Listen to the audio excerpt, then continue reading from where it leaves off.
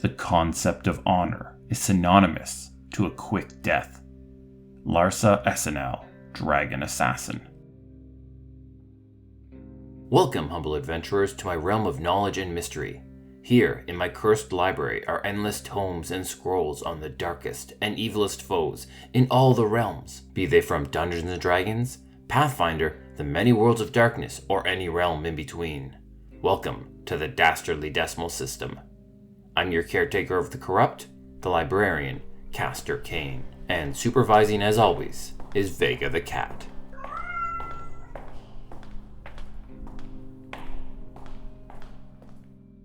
I am looking for the assistance of one Castor Cain. That is I. Who might you be? I am Lieutenant Lamont Rivermark. I am the leader of Black Spear Company. A pleasure to meet you. How may I be of assistance? I find myself readying to battle a dragon. Oh, that's no easy task. We are looking for an expert in the field of worms. One name keeps coming across our desk, but I need to know if she is trustworthy. What's her name? Larsa Essinel. That is a dangerous name indeed. For this story, I think I will brew a pot of black dragon tea. It's an oolong tea that is produced by first withering the leaves under the strong sun. So take a seat, Mr. Rivermark, have a cup, and join Vega and I as we talk about Larsa Essinel, the Dragon Assassin.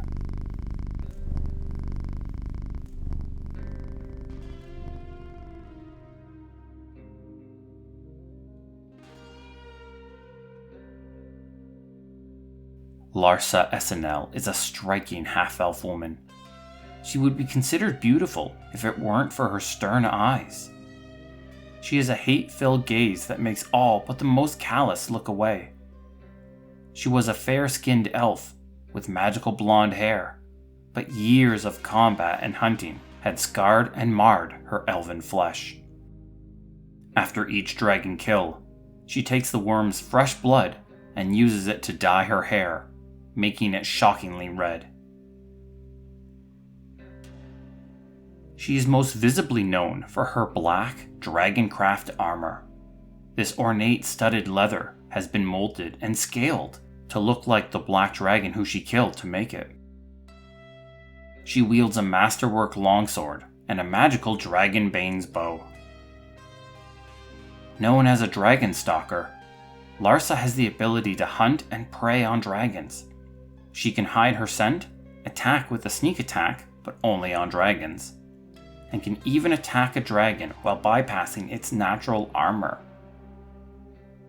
She has a small array of spells at her disposal, and a litany of skills and favored enemies, all put towards hunting and killing dragons, regardless of the color.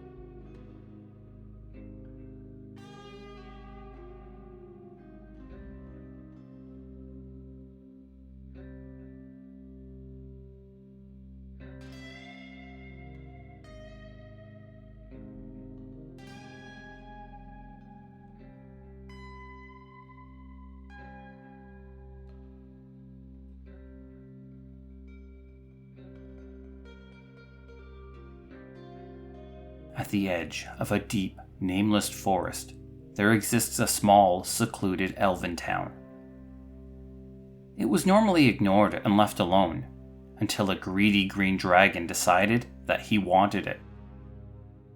He added it to his verdant empire, and sent in an army of human mercenaries to claim it. The mercs attacked the village, killing and slaughtering any who resisted. Then, when the village had surrendered, the mercenaries forced themselves onto the women of the village. An elven woman had barely survived the dragon's attacks. She suffered at the abuse from the humans, and 9 months later, she gave birth to a half-elf daughter. This was Larsa Essinel.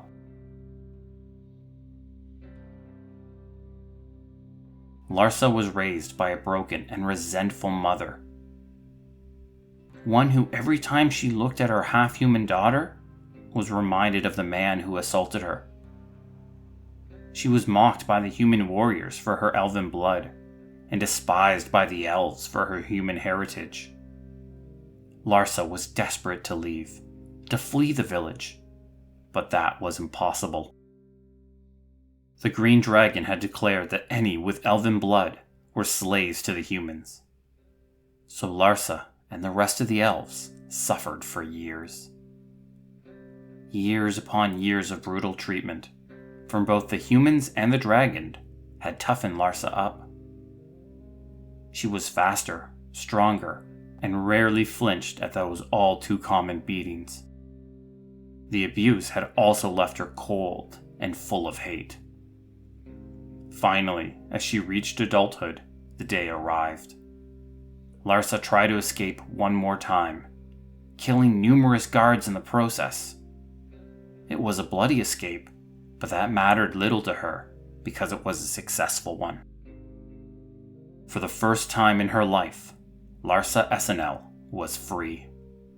She had no abusive humans or violent dragons to control her.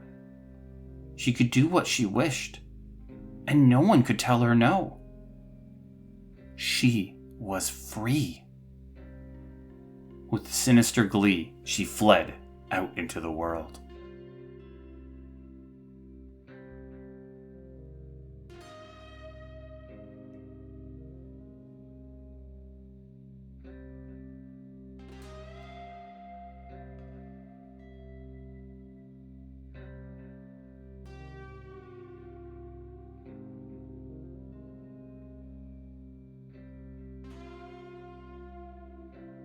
Alone in the world, Larsa began to train and allowed her skills to grow alongside her hate. Dragons and humans, she loathed them both, and she used that hate to become a highly skilled dragon killer. She would follow any rumor of dragons in order to hunt them down. She cared not for the color or their alignment. If they were a dragon, they were due to die.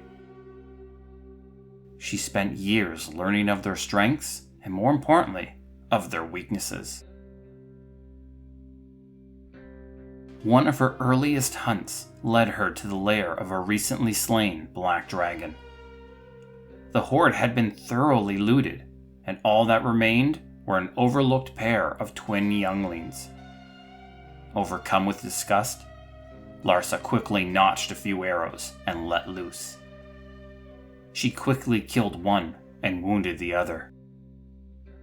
She bound and gagged the wounded male youngling before skinning his twin sister right before her eyes.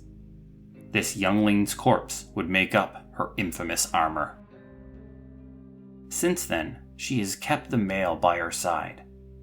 She named him Slist, an elven slur for worm. She kept the male not for any guilt or friendship. Instead, she wanted to learn everything she could from him, torturing him for any knowledge of his kind. Slist's mind had broken. He was a half-crazed youngling who despised Larsa with every inch of his fiber. Yet he obeys her commands out of fear. Larsa takes every opportunity to remind him that if he disobeys her, he will be skinned and reunited with his sister, added to her armor.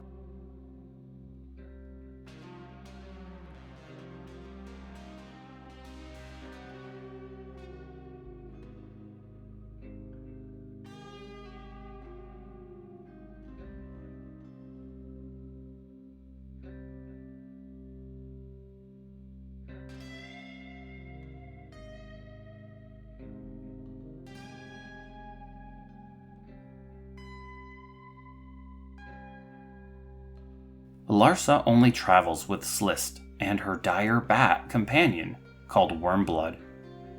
That being said, she is not suicidal. She had been known to search out heroes when the kill is too great to do on her own. As a well-known dragon assassin, with countless dragon kills under her belt, there are few more potent allies to have than Larsa. There is also few who care so little about her allies' survival. When she hunts alone, Larsa first gets any information she can. Then she will sneak into the lair and attack from the shadows.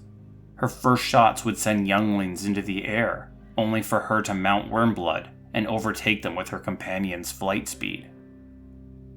It's against the older dragons that Larsa seeks help. She woos these heroes with a horde's worth of payment and tales of honor and fame. She talks about fighting side by side with them, but this is the farthest from the truth. She will let her temporary allies go first, allowing them to be vanguard as she attacks from the shadows. While her companions get slaughtered, she lands numerous powerful attacks with her bow. When the dragon is dead, Larsa will pay what she owes, but only to the survivors, keeping the dead party members' shares to herself. Then she will depart from the party, leaving the survivors to deal with her dead, as she pursues her next kill.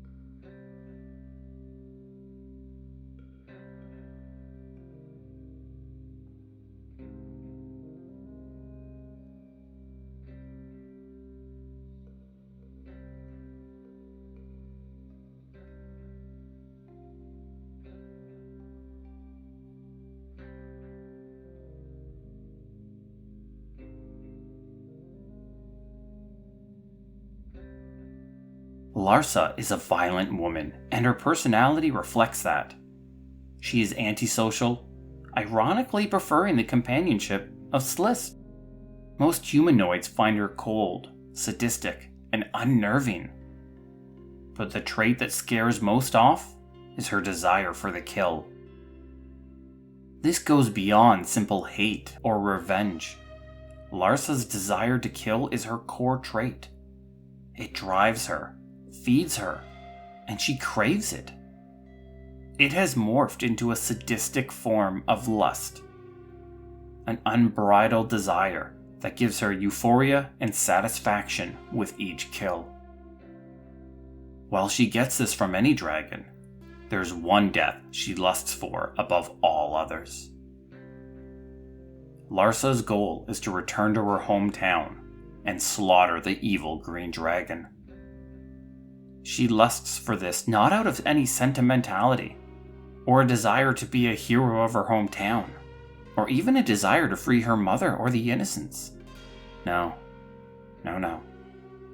Larsa lusts for this kill in order to see the dragon cower before her, as she did many times to it. Larsa has killed numerous dragons, even good ones. She has even slain goodly gold dragons and the paladin-esque silvers. To her, there is no difference. A dragon is a dragon, and they all deserve to die. Hate has blinded her to any other truth.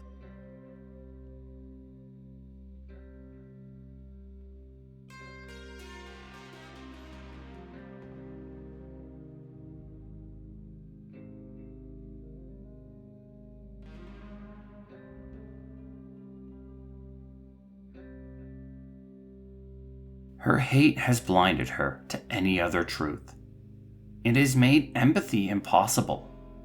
And without empathy, we lose the part of us that makes us good and decent. All things said, I think we should pass on her. There are few better at slaying dragons, but at least now you know what you're getting into. How about you? Why don't you join us, Mr. Cain? You've got the know-how. I'll give you a share and a half for your intellect. No. My dragon days are long past. But why is it a soldier like yourself speaks like a pirate? Now that would be a story for a different day, Mr. Cain. That's fair. Many thanks for your assistance. The pleasure is all mine. Join me again in my library for more stories and lore about the darkest villains from the darkest realms. This has been the Dastardly Decimal System, and once again, I'm your librarian, Castor Cain. And with me as always is Vega the cat.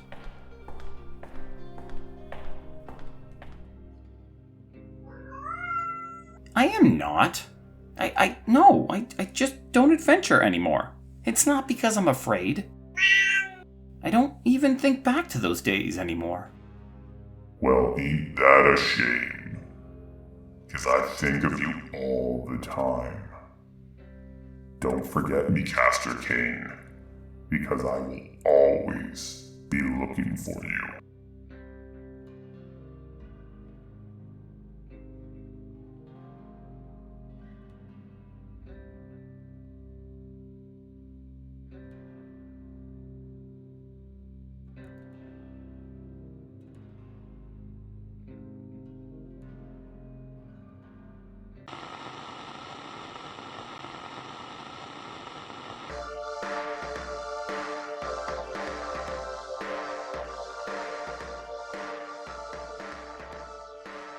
Do you love the Dastardly Decimal System and want to support us? Check out our new Patreon. Members will get access to show notes, official artwork, our new bonus episode series called Cleaning Up After Tea Time, and of course, plenty of cat pics of Vega voice actors Vash and Zid. You'll even be able to suggest a topic for future episodes. Check it out at patreon.com/Dastardly Decimal System. If you're not financially able and still want to support us, suggest the show to a D&D loving friend. It really helps us get noticed. The Dastardly Decimal System can be found on Twitter, Instagram, Facebook, TikTok, and Blue Sky at DD System Podcast. That's Delta Delta System Podcast. Drop us a message and say hi. Vega always loves the attention. This podcast was produced by Midnight Reading Audio, a division of Midnight Reading Publishing. The voice of Castor Cain is Larry Gent. The voice of Vega is provided by my cats, Vash and Zid. Larsa Essinel came from Dungeon Magazine, issue 118. Written by F. Wesley Schneider. Thank you, and have a wonderful, wonderful day.